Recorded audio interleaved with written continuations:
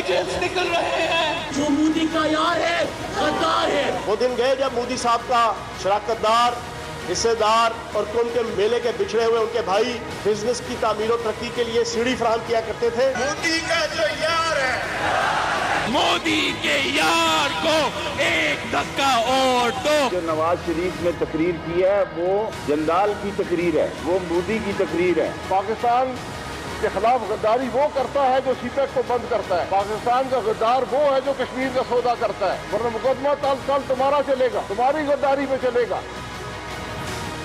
अस्सलाम वालेकुम नाज़रीन, टू द पॉइंट के साथ मैं हूं मंसूर अली खान। प्रोग्राम में आपको खुशामदीद कहेंगे। नाज़रीन, ये गद्दार वो गद्दार, फलां भारतीय एजेंट, फलां मुल्क दुश्मन, आजकल ये अल्फाज मुल्क के कोने कोने में गूंज रहे हैं। मेन स्ट्रीम मीडिया हो या सोशल मीडिया, प्रेस कॉन्फ्रेंस हो या टॉक शोज, हर गुफ्तगू गद्दारी जैसे हसास मौजू पर ही मबनी है। नाज़रीन, ये नई बात रही, बल्कि 1947 से आज तक कई लीडरों पर गद्दारी के इल्जामात लगाए गए। किसी को भारतीय एजेंट तो किसी को मुल्क दुश्मन करार दिया गया। यहां तक कि मेरे अजीम कायद की बहन मादर मिल्लत फातिमा जिन्ना साहिबा भी इन इल्जामात से महफूज न रह सकी। 90 की दहाई में मियां नवाज शरीफ ऐसे ही इल्जामात बेनजीर भुट्टो पर लगाते रहे और जवाब में पीपल्स पार्टी की तरफ से भी ऐसे ही इल्जामात मियां नवाज शरीफ पर लगाए जाते रहे। परवेज मुशर्रफ के दौर में मेरे कप्तान खुद ऐसे इल्जामात लगाने वालों में शामिल थे। 2014 का धरना हो या आज ऑपोजिशन की तहरीक, सभी गद्दारी जैसे इल्जामात की लपेट में रहे। अब एक बार फिर एपीसी में तकरीर के बाद मियां नवाज शरीफ के साथ साथ नून लीग के मरकजी रहनुमाओं पर ऐसे ही इल्जामात लगाए जा रहे हैं। गुजरांवाला में नवाज शरीफ के दामाद कैप्टन सफदर के खिलाफ गद्दारी का मुकदमा दर्ज किया गया, तो आज लाहौर में पूरी की पूरी नून लीगी क़यादत के खिलाफ गद्दारी की FIR काट दी गई। आखिर गद्दार है कौन? आइए आइन के आर्टिकल 6 का जायजा लेते हैं। इस आर्टिकल के तहत हर वो शख्स जो ताकत के जोर पर पाकिस्तान के आइन को मनसूख करे, उसे मुअत्तल करे, उस पर अमल दरामद रोक दे या आइन के साथ ये सब कुछ करने की कोशिश करे, गद्दारी का मुर्तकिब करार पाएगा।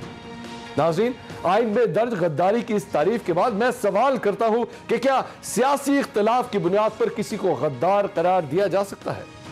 क्या सख्त सवाल करने पर किसी को गद्दार करार दिया जा सकता है? क्या करप्शन के इल्जामात पर किसी को गद्दार करार दिया जा सकता है?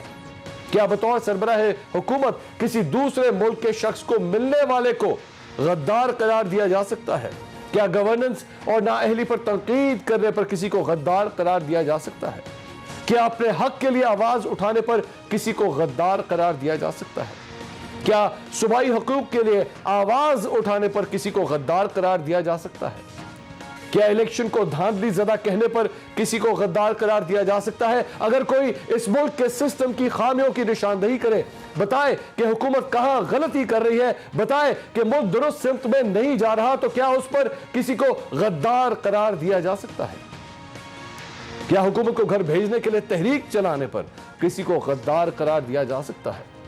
क्या मुल्क में जमहूरियत और आइन के मुकम्मल नफाज का मुतालबा करने पर किसी को गद्दार करार दिया जा सकता है? क्या आसमान से बातें करती महंगाई खत्म करने की बात करने पर किसी को गद्दार करार दिया जा सकता है? वो सहाफी जो चुपते हुए सवाल करे, ऐसे सवाल जो कुर्सियां हिला डाले, क्या ऐसे सवाल करने पर किसी को गद्दार करार दिया जा सकता है? एक साइल अदालत उस्मा के सामने खड़ा होकर यह कहे कि उसे इंसाफ नहीं मिल रहा, यह कहे कि उसे मरने से पहले इंसाफ दे दिया जाए, क्या उसे गद्दार करार दिया जा सकता है? नाज़रीन, इन तमाम सवालों को गौर से सुनिए और इन पर सोचिए, क्योंकि जो शख्स भी अपने दिल को बड़ा करके, जहन को वसी करके इन सवालों के जवाब तलाश करने की कोशिश करेगा, तो आखिर में शायद यही कहने पर मजबूर होगा कि अगर ये गद्दारी है तो फिर हम सब गद्दार हैं। नाज़रीन, आखिर गद्दार है कौन? क्या हम सब गद्दार हैं, या दरअसल में गद्दार का ये लेबल इस्तेमाल किया जाता है पाकिस्तानी सियासत में बार बार सिर्फ एक दूसरे पर कीचड़ उछालने के लिए? इस पर भी बात करेंगे। इसके साथ साथ जो पाकिस्तान डेमोक्रेटिक मूवमेंट है, उसके अंदर कुछ दरारें पिछले हफ्ते से देखना शुरू हुई थी, उसकी भी एक दूसरी किस्त आज नजर आई है। आगे चल के उस पर भी बात करेंगे, लेकिन सबसे पहले गद्दारी के हवाले से बात करेंगे, चूंकि आज एक FIR सामने आई है जिसमें तकरीबन पूरी मुस्लिम लीग नून ही नामजद हो चुकी है और वो FIR कट भी चुकी है। मेरे साथ अपने पैनलिस्ट का इंट्रोडक्शन मैं कराता हूँ। पाकिस्तान पीपल्स पार्टी से शैला रजा साहबा मेरे साथ मौजूद है, मुस्लिम लीग नून से। गद्दारी का लेबल लगवाए हुए अज़मा बुखारी साहबा मेरे साथ मौजूद है, पाकिस्तान तहरीक इंसाफ से फ़ारूक हबीब साहब मेरे साथ मौजूद है, और मुस्लिम लीग नून के इनको साबिक रुकन कहूँ, मौजूदा पंजाब असम्बली के मेंबर कहूँ, जलील शर्कपुरी साहब इस वक्त मेरे साथ मौजूद है। मैं ज़रा जलील साहब के पास सबसे पहले जाना चाहूँ। जलील साहब अस्सलाम वालेकुम जी, आपको आवाज़ आ रही है? जी वालेकुम जी जलील साहब, ये आपने अब एतराज़ात उठाए थे मियां नवाज शरीफ साहब की तकरीर के हवाले से, और जिसकी वजह से फिर पार्टी ने एक्शन भी लिया, आपको पार्टी से बेदखल कर दिया गया, शो कॉज नोटिस भी जारी हुए। अब ये FIR भी कट गई है और उसमें भी मुस्लिम लीग नून के तकरीबन तमाम लीडरशिप का नाम ही आ गया है। कैप्टन सफदर के खिलाफ भी कुछ इस तरह का ही सिलसिला स्टार्ट हो गया है। ये सर सही हो रहा है, बिल्कुल ठीक हो रहा है? आपके ख्याल में यही होना चाहिए था, और जो आप देख रहे थे क्या ये उसी तरह उस तरफ ही जा रहा है? हाँ जी, पहले तो मैं अर्ज करूं, मेरे एतराजात नहीं थे, सिर्फ एक एतराज था जी कि मियां साहब का ये रवैया जो गुस्से में सख्ती की तरफ जा रहा है, ये मुनासिब नहीं है। अच्छा जी। और फिर हकीकत जो कुछ अभी हो रहा है, जिसको हुकूमत ने दूसरे एंगल से ले लिया, यही खर्चा फिर हो रहा था कि इस तरफ माने निकाले जाएंगे।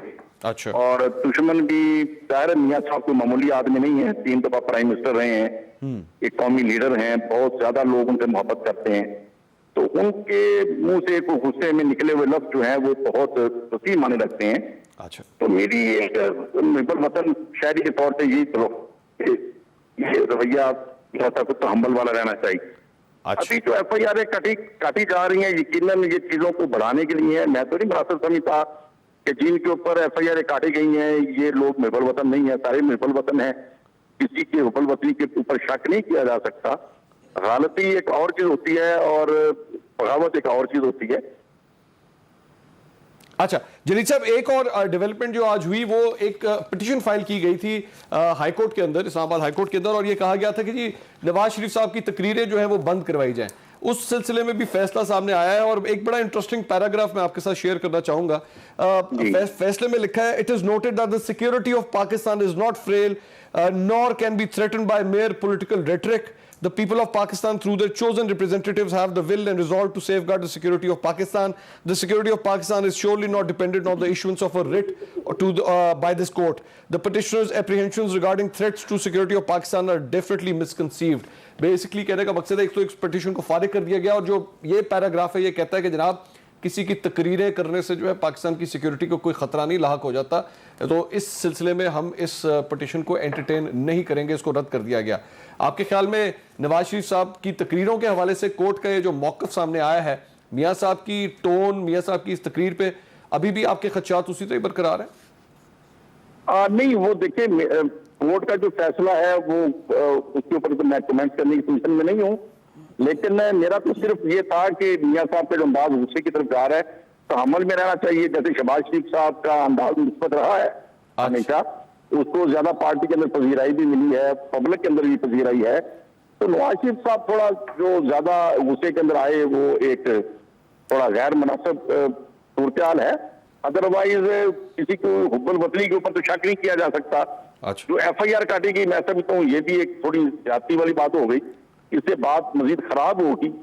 ये हुकूमत की तरफ से थोड़ी तेजी दिखाई गई है, तो इसमें अब बात जब खराब होने की तरफ जाती है तो फिर हम सब लोग मुतासर होते हैं, पूरा पाकिस्तान मुतासर होता है। अच्छा जलील साहब, ये आखिरी सवाल, वो आपने एक जुमला बीच में कहा, आपने कहा कि शहबाज शरीफ साहब का जो मौक़िफ़ है उसको ज़्यादा पजीराई हासिल है पार्टी में, यानी कि पार्टी ज़्यादा जो है वो शहबाज शरीफ साहब की बात सुनने के लिए और उनके जो भी नज़रिया है उसके ज़्यादा करीब है। नहीं, जो ये अंदाज है सियासत का आजकल के जमाने में, जो शहबाज शरीफ साहब जिस अंदाज में और हमजा साहब जिस अंदाज में बात करते हैं उसमें किसी को इख्तिलाफ राय नहीं है। अच्छा। और मरियम साहबा और नवाज शरीफ साहब जिस तरीके से थोड़ा सा गुस्से में बात करते हैं, गैर पार्टी के अंदर भी हमारे दोस्त बात करते हैं, यार ये जरा अंदाज गैर मुनासिब है, हमें झगड़े की तरफ और इस तरफ नहीं जाना चाहिए। अच्छा। थोड़ा चीजें समझ के आराम से तहम्मुल से अपनी सियासत आगे चलानी चाहिए। ठीक ठीक है, कुमते वक्त से भी हमें इख्तिलाफात हो सकते हैं, हाँ। लेकिन इख्तिलाफ का मतलब ये नहीं है कि हम कुछ झगड़े और लड़ाई की तरफ चले जाएं। ठीक है जलील साहब, बहुत शुक्रिया आपका। ये उस्मा साहब आपने गुफ्तगू सुनी, क्यों लड़ाई झगड़े की तरफ जा रहे हैं, और वो कह रहे हैं कि शहबाज शरीफ साहब का बयानिया ज़्यादा लोग पसंद करते हैं और वो ज़्यादा करीब हैं। अच्छा, एक बात तो क्लियर होगी कि बयाने भी मुख्तलिफ हैं दोनों में। ये इनकी राय है जी, मैं बुजुर्ग हैं, इनको शहबाज शरीफ का बयानिया क्या है, शहबाज शरीफ कहाँ है आज, जेल में, और आज भी उन्होंने जो सलूक उनके साथ किया जा रहा है नैब के अंदर, आज उन्होंने वो कोर्ट में रखा और जज साहब ने बड़ी स्ट्रिक्ट जो है वो ऑर्डर इसके ऊपर जो है वो लिखवाने का कहा कि ये नाकाबिले बर्दाश्त है, इस तरह से आप किसी को वो नहीं कर सकते। तो ये जो मर्जी कहते रहें, ये अब चूंकि हमारी पार्टी में नहीं है तो मैं नहीं समझती कि इनको हमारी पार्टी की तकलीफ लेनी चाहिए या परेशान होना चाहिए। हम जाने, हमारी पार्टी जाने, और कोई गुस्से में नहीं है मियाँ साहब। अगर ये कहा जाए कि जो 3 दफ़ा प्राइम मिनिस्टर रहे हैं इस मुल्क के अंदर, अगर वो कहें कि इदारों को अपनी हदूद में रहकर काम करना चाहिए, ये गुस्से की बात है। अच्छा। अगर कहें कि एक दूसरे के काम में मुदाखलत नहीं होनी चाहिए, कॉन्स्पिरेसीज नहीं होनी चाहिए, सिविलियन प्राइम मिनिस्टर्स को कमज़ोर नहीं किया जाना चाहिए, तो ये गुस्से की बात है, ये फैक्ट्स की बात है। और ये जो एक इंप्रेशन क्रिएट करने की कोशिश पीटीआई की तरफ से भी की जाती है कि जी वो इदारों के खिलाफ हैं, वो इदारों को दुरुस्त करना चाहते हैं, वो खिलाफ नहीं है, वो कह रहे हैं। मैं आ रही हूँ ना उसी पे, मुझे पता था आपने ये कहना, आपने कहा इदारों को दुरुस्त करना वो मैं खुद कहती हूँ ना कि ये जो हुकूमत है, ये जिस तरह से सियासत के अंदर ले आई है उसको आपने तो नहीं देखे होंगे ना यकीनन, जो अभी मुख्तलिफ डिस्ट्रिक्ट्स के अंदर बड़ी बड़ी शाहराहों के ऊपर, इवन कश्मीर के अंदर भी जो है और गिलगित बल्तिस्तान के अंदर भी बड़े बड़े होल्डिंग्स लगे हुए हैं, उसके ऊपर साथ हमारे जो फौजी हमारे अफसरान हैं उनकी तस्वीरें लगी हुई हैं, इन सियासी तमाम लोगों के साथ। इसमें मैं एक चीज सिर्फ ऐड कर दूं कि इससे पहले भी ये एक्टिविटीज आपको याद होगा हो चुकी हैं, इस्लामाबाद में हो चुका है कई दफा, पहले भी लोगों ने लगाया, इदारे की तरफ से नापसंदीदगी का इजहार किया जाना चाहिए। मैं यही तो कह रही हूँ कि किया जाना चाहिए। अब हमारी पंशूर के साथ खड़ी है फौज, अब वो जो है वो अदलिया के अच्छे फैसलों से हमारी नया पाकिस्तान बना और फौज हमारे पीछे खड़ी है, मैं आखिरी चॉइस हूँ। मतलब ये जब बातें करके आप करते हैं इदारों को मलाइन, आप लाते हैं उनको सियासत के बीच में, फिर जब वो सियासत में अगर वो उनका रोल नजर आता है फिर क्रिटिसिज्म होगा। फिर क्रिटिसिज्म जो है वो ये मुमकिन नहीं है कि आप जो है अगर आरटीएस बंद हो रहा है, अगर आरटीएस के बाद पूरे मुल्क के अंदर डबल ठप्पे लगे, मुस्तरद वोटों की तादाद जो है वो जीतने के मार्जिन से कहीं ज्यादा थी, 169 सूबाई कौमी असम्बली के हलकों में, उससे गेम ही बदल जाती है।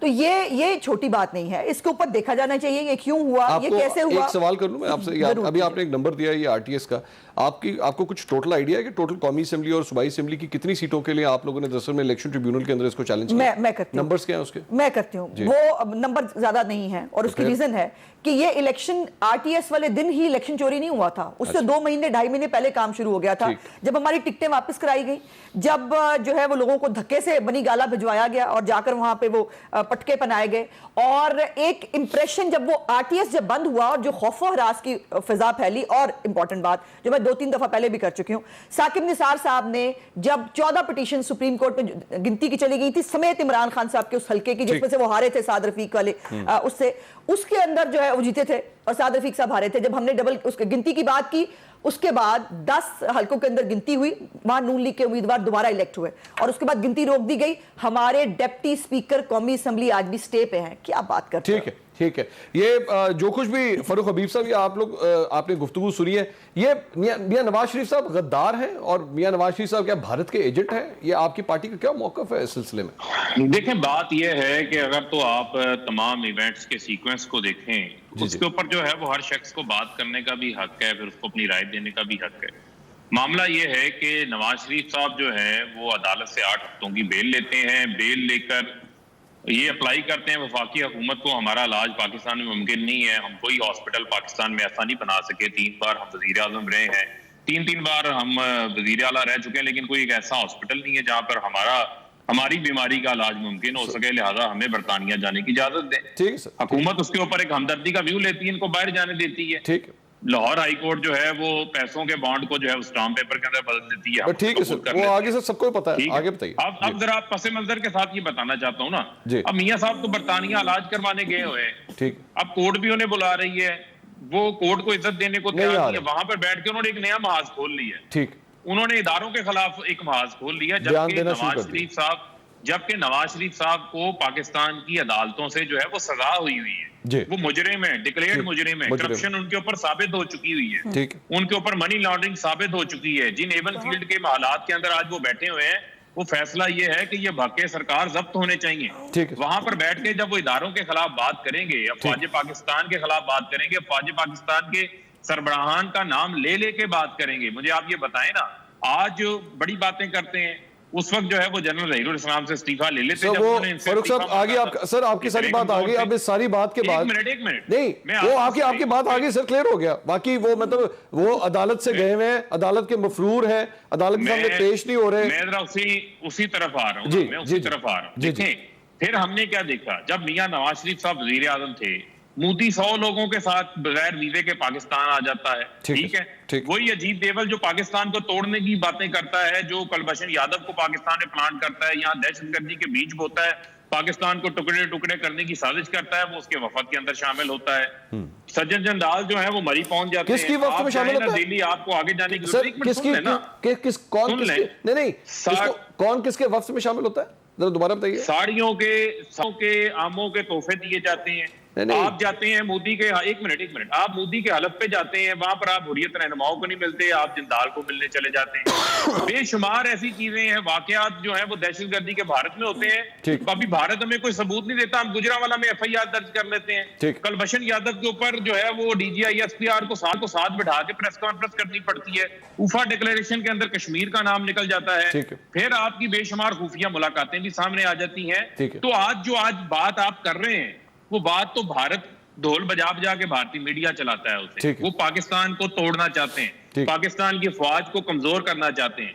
आप क्यों ऐसे नैरेटिव को लेके जाना चाहते हैं? फिर उसके अलावा एक और सर मेरा सवाल फारूक साहब वो क्लियर, सर मेरे सवाल पे दोबारा आ जाए, बड़ी लंबी डिस्कशन हो जाएगी इस तरह। तो आप मुझे पिछले 10 साल गिनाना शुरू कर देंगे। मुझे सिंपल एक लाइन में जवाब दे दीजिए, क्या नवाज शरीफ साहब गद्दार हैं, हाँ या ना? मंसूर बात सुने सर, गद्दार कौन है कौन नहीं है उसका एक पूरा प्रोसेस है, लेकिन जो ये काम कर रहे हैं ये को मुल्क की दोस्ती का काम नहीं कर रहे। कौन सा शख्स जो है वो अपने मुल्क की अफवाज के बारे में इस किस्म की बातें करेगा, डॉन लीक्स करवाएगा? मुझे आप ये बताएं। अच्छा जब इस किस्म एक बात बताइए सर, एक बात बताइए। मेरे पास ना इस वक्त इमरान खान साहब के चंद कोटेशंस मौजूद हैं फौज के हवाले से, और अगर मैं सुनाऊंगा ना तो मुझे शर्म आएगी सुनाते हुए। एक मिनट मुझे शर्म आएगी सुनाते हुए। एक मिनट क्या वो भी इसी तरह में सुने और पढ़े जाए? एक मिनट मंसूर, इमरान खान साहब नवाज शरीफ 3 बार के वजीर आजम है जी, ठीक है, 3 बार वजीर आजम रहे हैं। जो जिस इदारे के खिलाफ बातें कर रहे हैं उसी इदारे की पनीरी के अंदर पल के उस गमले के अंदर ही इन्होंने सियासत की है, उनकी चूसनी लेके इन्होंने सियासत की है, ठीक है, इसलिए ढका छुपानी है। फिर इनको कितने मौके मिले, आसिफ नवाज जंजुआ से लेकर जनरल कमर बाजवा तक, वहीद काकड़, जहांगीर करामत, राहील शरीफ, सबके साथ ही इनकी नहीं बनती, ठीक है, सबके साथ ही इनकी नहीं बनती, इनका अपना बिल्ट इन डिफॉल्ट है। फिर अगर मुशर्रफ के खिलाफ थे, उसी मुशर्रफ के पांव पकड़ के 10 साल के लिए बाहर चले गए, उसी मुशर्रफ को जो है वो बैंडबाजों के साथ उन्होंने मुल्क से बाहर जाने दिया। फिर कर लेते इम्पीचमेंट, कर लेते प्रिंसिपल्स की सियासत, रोक लेते फौज का रास्ता हमेशा के लिए जो है वो सियासत के अंदर आने का।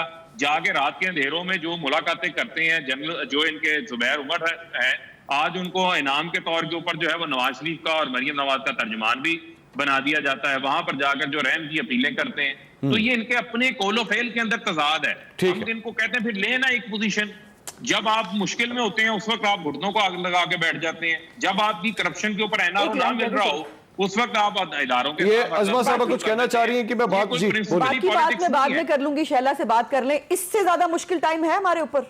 अब ये जो कह रहे हैं ना मुश्किल टाइम में जो है वो हम ये कर देते हैं और अच्छे, यही तो प्रॉब्लम है, यही तो बात है भाई। मैं शुरू करूंगी ना तहरीके इस्तक़लाल एयर मार्शल असगर खान से, जिसकी खेती में आप पले, और उसके बाद मैं ये बातें नहीं करना चाहती थी, लेकिन आप कहलवाना चाहते क्योंकि मैंने अपने आप से वादा किया था कि मैं आज भी से सासे शर्मिंदगी में मौजूद हूं। मुझे बात तो पूरी करने देना। आपका भाषण सुन लिया था ना हमने, ये तो नहीं होगा। आपका 1-to-1 प्रोग्राम नहीं है ना फारूक साहब? वो आपसे सवाल करना चाह रहे हैं। फारूक साहब कीजिए, सवाल करें आप। मैं इनसे ये सवाल पूछना चाह रहा हूं कि पाकिस्तान का कौन सा ऐसा सजा याफ्ता मुजरिम है जो जेल के अंदर है, उसको बाहर जाके इजाजत जाके इलाज करवाने की? कौन सा है, किसी एक का नाम बता दें। अच्छा, आपने एक मिनट मेरा सवाल सर, आपका सवाल फरूख साहब, आपने कहा पाकिस्तान का कौन सा ऐसा सजा याफ्ता मुजरिम है जो बाहर जाके तकरीर कर सकता है या इंटरव्यू दे सकता है या इलाज करा सकता है? ये सवाल कर रहे हैं।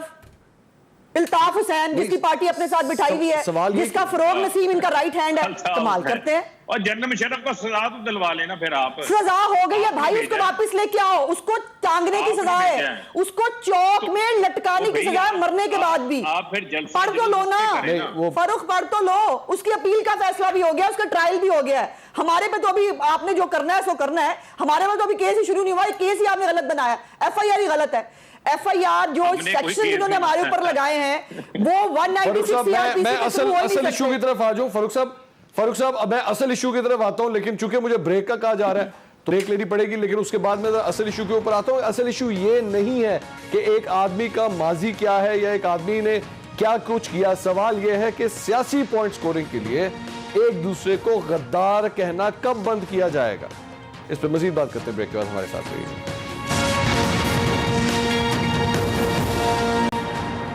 Welcome back after the break. गद्दारी के हवाले से बात हो रही है और वो FIR जिसके अंदर मुस्लिम लीग नून की तकरीबन पूरी ही जो लीडरशिप है उनके नाम डाल दिए गए हैं। बगावत का मुकदमा दर्ज किया गया है और इसके साथ साथ उसके अंदर वज़ीर आज़म आज़ाद कश्मीर का नाम भी उसके अंदर शामिल है। उसी के हवाले से बात करें। फ़ारूक हबीब साहब हमारे साथ मौजूद हैं और जो गुफ्तगू कर रहे थे वो यही गुफ्तगू कर रहे थे कि आखिर इन चीज़ों की ज़रूरत क्यों पेश आती है। सियासी पॉइंट स्कोरिंग के लिए भारत के साथ बड़े करीबी मुरासिम हैं, भारत का मीडिया इस पर ढोल बजा रहा है, ये शख्स भारत के बड़ा करीब है। ये कब ख़त्म होगा आखिर, ये सिलसिला कब? फ़ारूक हबीब साहब, इसका क्या जवाब है इस सारी चीज़ों का सर? देखें, बात यह है कि जो आपकी पॉलिसीज हैं, जो आप एक नैरेटिव बना रहे हैं, उस बयानिए के ऊपर तो जो है वो बात हो सकती है ना, उसके ऊपर तो तनकीद भी की जा सकती है। ठीक है, उस पर ही हम इनको ये कह रहे हैं कि आपने अगर कोई बात करनी है, आपको इलेक्शन से मसला है, तो आप आए, आप इलेक्शन रिफॉर्म्स की तरफ आए। मुझे आप ये बताएं ना कि ये कहते हैं इंतखाबात में धांधली हो गई जी, इदारों ने किरदार अदा कर दिया। मुझे आप ये बताएं कि इदारों ने अगर किरदार अदा कर दिया तो सिर्फ TMLN 15 पिटीशन लेकर गई है, इलेक्शन पिटीशन। हमने 4 हलकों की मंसूर बात की थी ना 2013 में, उन 4 हलकों के अंदर धांधली निकली थी। अयाज सादिक के इंतखाबात में भी इलेक्शन हुआ। एक मिनट नहीं, सिर्फ पूछ रही सवाल आपसे, आपने मुझसे भी पूछा था ना, वो 4 हलके इस अच्छे इलेक्शन के बाद भी किसके पास है? एक मिनट ये बता दो ना। जहांगीर तरीन का हलका, उसमें धांधली निकली। उसके अलावा उस्मान डार का हल्का, इस्लामाबाद हाईकोर्ट का फैसला आपके सामने है, आगे उसके बाद जाके सुप्रीम कोर्ट ने उस पर डिसीजन दे दिया अपना। उसके अलावा जो है वो वज़ीर आज़म इमरान खान का हल्का, याद सादिक साहब वाला, उसके अंदर भी धांधली निकली। देखिए, बातें ये हैं कि ये पिटीशंस करते नहीं है, शोर डाल देते हैं। अगर इतनी धांधली हुई थी तो भाई उसके PTI की सबसे ज्यादा पिटीशंस क्यों गई हैं? 25 सीटें ऐसी हैं जिसके अंदर PTI जो है वो 300, 400, 500, 2000 ये फारूक साहब, ये मैं इस वक्त ना, मेरी बात, मैं इस वक्त रिगिंग की डिस्कशन नहीं कर रहा सर, मैं रिगिंग की डिस्कशन नहीं कर रहा, मैं डिस्कशन सिर्फ करना चाह रहा था ये गद्दारी वाले लेबल क्यों नहीं खत्म होते हमारी सियासत से? गद्दारी, कुफर के फतवे, ये खत्म क्यों नहीं होते? मंसूर, मैं तो उस कॉन्टेक्स्ट के अंदर बात कर रहा हूँ। मैं किसी को ना मैं गद्दार कह सकता हूँ ना मुझे अथॉरिटी है। नहीं सर, वो आप देखें, आपने अपने सवाल का जब जवाब शुरू किया उसके अंदर भी आपने यही कहा इंडियन मीडिया ढोल बजाता है, इंडियन नैरेटिव के करीब है, आप लोगों से सीक्रेटली मिलते हैं। आप मुझे एक बात बताइए, मुझे एक मिनट फारूक साहब, मेरे एक सवाल का जवाब दे दीजिए। आपके ख्याल में 2 साल हो चुके हैं वजीर आज़म इमरान खान साहब को, आपके ख्याल में वजीर आज़म इमरान खान साहब ने अभी तक बतौर प्राइम मिनिस्टर कोई सीक्रेट मुलाकातें किसी से नहीं की होंगी? हमें नहीं पता होगा और ये उनका राइट है, ये उनका प्रेरोगेटिव है। बीइंग अ प्राइम मिनिस्टर वो कॉन्फिडेंशियल मीटिंग्स कर सकते हैं, इसमें कोई गलत बात नहीं है। चाहे वो, मैं तो कहता हूं, चाहे वो अमेरिका के साथ क्यों ना हो, सऊदी अरब के साथ क्यों ना हो, भारत के साथ क्यों ना हो, बीइंग अ प्राइम मिनिस्टर ये उनका राइट है कि वो सीक्रेट मीटिंग्स कर सकते हैं। दूसरी बात, एक सर मेरा सवाल कंप्लीट होने दे। दूसरी बात सर, मेरा सवाल कंप्लीट, फारूक साहब सवाल कंप्लीट होने दे, उसके बाद जवाब खुल के दीजिएगा। दूसरी बात, आप मुझे बताइए, आप लोग खुद, आपकी जमात कहती है कि जनाब इमरान खान साहब इस वक्त सबसे फेवरेट पाकिस्तानी है भारत के अंदर, फैंस उनके बहुत ज्यादा हैं, लोग बहुत चाहने वाले हैं, प्यार करने वाले, और उसमें कोई गलत बात नहीं है, यह हकीकत है। इमरान खान साहब की बहुत फॉलोइंग है इंडिया के अंदर, being a former captain, being a former cricketer, बिल्कुल है। क्या मैं इस बात का यह मतलब ले लूं कि जनाब भारत बड़ा खुश होता है इमरान खान साहब से? It doesn't matter. It doesn't matter. जी सर, जी मंसूर, आपका सवाल आ गया, जरा मुझे अब एक्सप्लेन कर लेने प्लीज प्लीज गो अहेड। मुझे आप ये बताएं कि जब आप प्राइम मिनिस्टर हैं तो आप रियासत पाकिस्तान के प्राइम मिनिस्टर हैं, इस्लामिक रिपब्लिक ऑफ पाकिस्तान के प्राइम मिनिस्टर हैं, ठीक है। आप इत्तेफाक फाउंड्री के प्राइम मिनिस्टर नहीं है, रमजान शुगर मिल के प्राइम मिनिस्टर नहीं है, ठीक है। कि आप कॉन्फिडेंशियल राती मीटिंगें जो है वो प्राइवेट लोगों के साथ करते चलें। जब भी किसी प्राइम मिनिस्टर की मुलाकात होती है तो वो मुलाकात जो है वो फॉरेन ऑफिस के इल्म में, 1 मिनट, फॉरेन ऑफिस के इल्म में होती है। खास तौर के ऊपर वो ममालिक जो ममालिक आपको मुल्क तोड़ने के ऊपर मुलव्वस हो, जिनके साथ आपकी जंगें हो चुकी हों, जो आपको एक नजर ना देख सके हों, जिसने मुल्क तोड़ने के अंदर कलीदी किरदार अदा किया हो, उन ममालिक के साथ, उनके सरबराहान के साथ आपकी खुफिया मुलाकातें नहीं होती। वहां पर जो भी कॉन्वर्सेशन होती है वो रिकॉर्ड होती है, वो इदारों के इल्म में भी होती है। फॉरेन पॉलिसी के अंदर सिक्योरिटी पर्सपेक्टिव को भी सामने रख के तमाम चीजों को लेके आगे जाया जाता है। दूसरी बात सुन लें, दूसरी बात सुन लें, दूसरा आपने कहा वज़ीर आज़म, 1 मिनट, दूसरा आपने कहा कि इमरान खान साहब की जो है वो पॉपुलैरिटी है। इमरान खान तो एक इंटरनेशनली रिकॉग्नाइज्ड है, उनकी पॉपुलैरिटी तो पूरी दुनिया के अंदर है। वो तो अमेरिका में जाते हैं, 25-30 हजार का जलसा वहां कर लेते हैं। अब बात ये है जो समझने की है, उसको हम ये समझें। देखें, मोदी की पॉलिसीज क्या है? क्या वजीर आजम ने आरएसएस की आइडियोलॉजी को एक्सपोज नहीं किया दुनिया में? आज वेस्टर्न मीडिया जो है वो पूरा मोदी की जो ह्यूमन राइट्स की वायलेशंस हैं, जो कश्मीर इश्यूज के ऊपर मामलात हैं, उनके ऊपर डेली किसी न किसी बड़े अखबार के ऊपर जो है वो आर्टिकल आ रहा है। उसके बाद जो है वो मोदी को देखने के उसके पॉलिसीज के हवाले से भाई आपने हमें खाका ही बुला लिया। आजमा साहब मैं शैला रह गई, नहीं वो शैला साहब आ गया सर, फारूक साहब जवाब आ गया। आजमा साहब कुछ कहना चाह रही हैं? मुझे कुछ नहीं है, मुझे बहुत सारी बातों का जवाब देना है। आ गया सर, आ गया सर, आ गया। भाई आप 1-to-1 प्रोग्राम नहीं कर रहे फारूक साहब, मतलब हमें भी हमें बता दें, हम चले जाते हैं। आप 1-to-1 बड़ा एक्सप्लेन कर लिया। आपकी सिर्फ कश्मीर पॉलिसी जो है ना, उसने बहुत कुछ एक्सप्लेन कर दिया। मैं तो पहले ही उस एहसास शर्मिंदगी में हूं जो मुझसे हुआ, और उसके बाद मैं नहीं चाहती, और मैंने फैसला किया था अपने आप से कि कभी किसी को, खास तौर पे किसी सियासी लीडर को, ये टैग नहीं देना चाहिए। लेकिन ये बातें जो ये कर रहे हैं, अब उसका जवाब मुझे देना पड़ेगा। मोदी के साथ मीटिंग्स हुई, मोदी हमारे मुल्क में चल के आता था, बहुत बुरा करता था। ये मिस्ड कॉल्स करते हैं, वो उठाता नहीं, या आके पार्लियामेंट में रोते हैं, वो उससे फर्क नहीं पड़ता। मोदी के साथ मीटिंग्स हुई, रिजल्ट क्या हुआ? कश्मीर चला गया।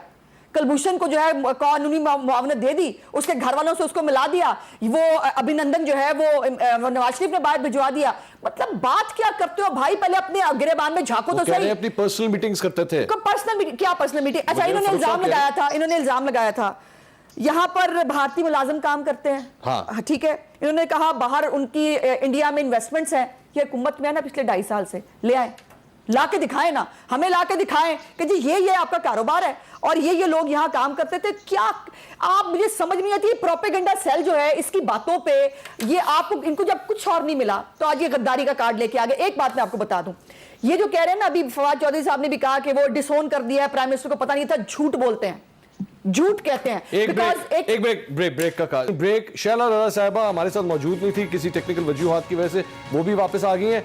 मैंने बात करनी है पाकिस्तान डेमोक्रेटिक मूवमेंट की, जहां पे दरारें कुछ नजर आना शुरू हुई हैं, कुछ उसके बारे में बात करें। गद्दारी पे काफी बात होगी एक ब्रेक के बाद। Stay with us. नाज़रीन, welcome back after the break. पिछले हफ्ते ख्वाजा आसिफ साहब हमारे प्रोग्राम में आए थे और उन्होंने आसिफ अली जरदारी साहब के हवाले से कुछ कहा था। सुन लीजिए, फिर मैं आगे बात करता हूं। सुन लीजिए। No, still maintain. I still have reservation against the gentleman जो नाम मैंने लिया है। On जरदारी साहब? Yes, I still have the reservations. तो ये आपको जरदारी साहब पे भी भाई, मैंने तो ऑब्जेक्टिव्स की बात कर रहा हूँ, मैं तो बंदों की बात नहीं। आज हमारी पिछले 45 मिनट से डिस्कशन ये हो रही है। अच्छा, तो आप ऑब्जेक्टिव के साथ खड़े हैं? नहीं, मैं देखें ना, मेरे अगर फर्ज करें मैं जो बात मैंने इस स्टेटमेंट जो मैंने दी है, कुछ लोगों को पता है कि मेरा क्या रेफरेंस है, तो it's difficult for me to believe in him even today. Khawaja Asif, मैं बार कहूंगा, I still don't believe in him. I still don't believe on him। Khawaja Asif साहब की गुफ्तगू। शैला रज़ा साहिबा, आज आसिफ अली जरदारी साहब ने ख्वाजा आसिफ साहब के इस बयान के ऊपर कमेंट किया कि ख्वाजा आसिफ के बयान का मकसद अपोजिशन को तकसीम करना था और ये बयान उन्होंने किसी के कहने के ऊपर दिया है। ये कहा है आसिफ अली जरदारी साहब ने। ये मामला कुछ ज्यादा सीरियस नहीं होता जा रहा आप दोनों पार्टियों के दरमियान? ये कौन कर रहा है? नहीं, आसिफ अली जरदारी साहब का बयान आया, नवाज शरीफ का बयान आ गया, आसिफ ख्वाजा आसिफ की आसिफ अली जरदारी साहब ने उसको नहीं माना ना, मेरा क्या कसूर है? आप आसिफ अली जरदारी साहब से पूछें। जी शहला साहब। जी शहला साहब। देखिए, नवाज शरीफ साहब ने भी पहले ये कहा है कि ये पार्टी की पॉलिसी नहीं है। अगर कोई इंसान पार्टी डिसिप्लिन में रहते हुए अपनी तंजीम को तोड़ के मतलब तंजीम का मतलब आप समझते हैं ना, जब आप किसी चीज में आ जाए तो आप तंजीम साजी की बात ना कीजिएगा, तंजीम तक ही रहिएगा। जी एक मिनट वो कहीं और हुई है तो वो जो है अगर उसको तोड़ा जाए तो वो पार्टी पॉलिसी नहीं होती। और जो इस वक्त मुल्क में सियासत हो रही है, जैसे अभी आप फवाद चौधरी साहब का ट्वीट पढ़ें तो वो कह रहे हैं कि अभी तो काम शुरू हुआ, प्यादों पे काम और वजीर बाद में आएंगे। तो कुछ प्यादे जो हैं वो उन्होंने इस तरह करके ले लिए कि जी हम्बल होके चलो, ऐसे चलो, जैसे कि आपके प्रोग्राम में शुरू में मौजूद भी थे। और एक खास तौर का बयानिया पैदा किया जा रहा है। शेख रशीद साहब को मैं देख रही थी। नहीं, ये ख्वाजा आसिफ साहब क्या कोई नया बयानिया दे रहे हैं आपके ख्याल में? क्या मैं आसिफ अली जरदारी साहब की इस बात से हैरान हूं, उनके बयान का मकसद ऑपोजिशन को तकसीम करना है। मैं समझती हूँ कि ख्वाजा आसिफ साहब जो हैं वो पार्टी लाइन अब क्रॉस नहीं करेंगे, और अगर करेंगे तो नून पता चल जाएगा कि मजीद और कुछ लोग कितना कर सकते हैं। तो ये होता है, हर आदमी जो है वो इस सियासत के लिए नहीं बना होता कि मुश्किल वक्त में भी अपनी पार्टी के साथ खड़ा रहे। और बहुत कम लोग होते हैं जो हर दौर में अपनी पार्टी के साथ खड़े रहते हैं, वरना ज्यादातर तो शेख रशीद होते हैं जिनको आज भी उम्मीद है कि शीन निकलेगी और फलाना निकलेगी। हालांकि उनके नाम से अगर शीन निकल जाए तो वो यख हो जाएंगे बिल्कुल। और अगर रशीद में से भी शीन अच्छा, जाती हमले नहीं, प्लीज जाती हमले नहीं, गलत बात है, नाम ना। मेरा आपसे अब ये सवाल है, क्या नाम पे बात कर रही हूँ तो उनका तारीखी किरदार है, उस पर बात कर रही हूँ। अच्छा, इतनी इज्जत मिली, आप सोलो प्रोग्राम उनके साथ करते हैं, हमारे साथ तो कभी करते ही नहीं। आपकी इत्तला के लिए मुझे शेख रशीद साहब के साथ प्रोग्राम किए हुए 2 साल हो चुके हैं। ओहो, आपसे मेरा मतलब है कि मीडिया, आपसे मतलब है मीडिया। ठीक ठीक। अज़मा साहब, ये क्या बहुत मामला सीरियस है? क्या ख्वाजा आसिफ साहब की तब्दील भी आई थी, उन्होंने माफी वजाहत भी की, और मियां साहब खुद भी कर चुके हैं। मेरे ख्याल अब इसको छोड़ देना चाहिए इस बात को। छोड़ इसलिए नहीं दिया जा सकता क्योंकि आप लोगों को ये नहीं पता होता कि आपने जलसा किस दिन करना है। आप लोग जलसे की डेट पहले अनाउंस करते हैं, उसके बाद डेट वापस होती है, उसके बाद एक शख्स 18 की डेट अनाउंस कर देता है, उसके बाद पीपल्स पार्टी कहती है नहीं ये वाली डेट नहीं, इसमें तो हमारा जलसा होगा। जी बोलिए, आपसे सवाल कर इनसे ले लीजिए। हम मुख्तलिफ पार्टीज हैं और मुख्तलिफ पार्टीज की ये तो नहीं है कि हम एक दूसरे में जम हो चुके हैं। 18 अक्टूबर यकीनन साना कारसाज है और पीपल्स पार्टी का एक उस दिन से मुनासबत है। उन्होंने एक बात की, वो आज चेंज हो गई। आज 16 को पहला जलसा गुजरांवाला में होगा और सेकंड जो है वो इंशाल्लाह कराची में जो है होगा। इसमें कोई बड़ी बात नहीं, आप इसमें कॉन्स्पिरेसीज मत ढूंढो। एक बात जो मुझे आखिर में कहना है वो ये है कि अगर वजीर आजम होते हुए आप अमेरिका में जाके बैठ के ये कहें कि उसामा बिन लादेन जो हमारी नाक के नीचे पड़ रहा था, एजेंसियों को पढ़ाता था, ये बहुत मुल्वतनी है। अलकायदा जो है वो एजेंसियों ने बनाई है। आप वजीर आजम होते हुए, पहले की तो मैं बात ही नहीं कर रही, उन स्टेटमेंट्स को तो मैं कोट ही नहीं कर रही। आप ये बड़ा क्रिमिनली दूसरों पे इल्जाम लगाना बड़ा आसान काम होता है। लेकिन एक बात मैं बता दूं, कुछ कहना चाह रही है, मैं इनको दोबारा मौका दूंगा क्योंकि नाराज हो रही है कि टाइम नहीं मिला। वापस आके दोबारा मौका दूंगा, एक ब्रेक के बाद हमारे साथ रहिए।